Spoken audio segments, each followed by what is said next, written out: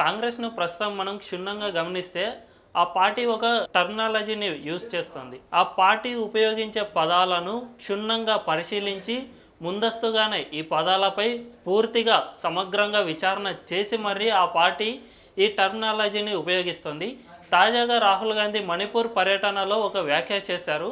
Manipur Indian యూనియన్లో ఒక state అని చెప్పారు. అంటే ఇండియాని ఒక దేశంగా కాకుండా, ఇండియాని ఒక కంట్రీగా సంబోధించకుండా యూనియన్ ఆఫ్ స్టేట్స్ అని మరోసారి రాహుల్ గాంధీ ఈ వ్యాఖ్య చేశారు.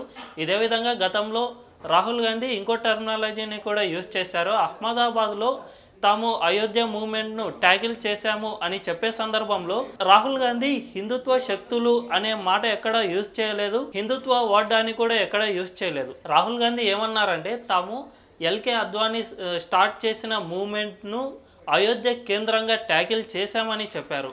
అంటే అక్కడ ఎక్కడా కూడా హిందుత్వ అనే పదాలు, హిందూ అనే పదాన్ని వాడకుండా అయోధ్య మూవ్మెంట్ను అద్వానీ మూవ్మెంట్ అని చెప్పి సరైన పదాన్ని ఉపయోగించారు. ఇటువంటి టర్మినాలజీనే గతంలో శామ్ పిట్రోడా కూడా ఉపయోగించారు. నార్త్ ఇండియన్స్ అంతా బ్రిటిష్ వాళ్ళలాగా, సౌత్ ఇండియన్స్ అంతా దక్షిణాఫ్రికా లాగా, ఇటు పశ్చిమ ఇండియా వాళ్ళంతా అరబ్బుల్లాగా, అటు ఈస్ట్ ఇండియా వాళ్ళంతా చైనీస్ లాగా ఉంటారు అనే విధంగా, అంటే ఇండియాను డివైడ్ చేసే విధంగా వీళ్ళ టర్మినాలజీ ఉపయోగిస్తున్నారు.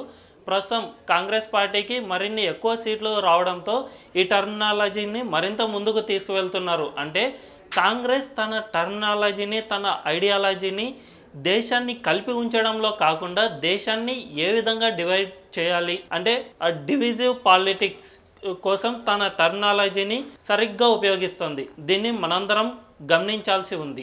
ఈ వీడియో మీకు నచ్చినట్టయితే లైక్ చేయండి, 10 మందికి షేర్ చేయండి. అలాగే కామెంట్ల రూపంలో మీ అభిప్రాయాలను మాతో పంచుకోండి. Nationalist hub group of channels ను సబ్స్క్రైబ్ చేసుకుని తెలుగునాట జాతీయవాద జర్నలిజాన్ని ప్రోత్సహించండి. ఈ వీడియో కింద ఉన్న బెల్ ఐకాన్ పై క్లిక్ చేయడం మర్చిపోవద్దు.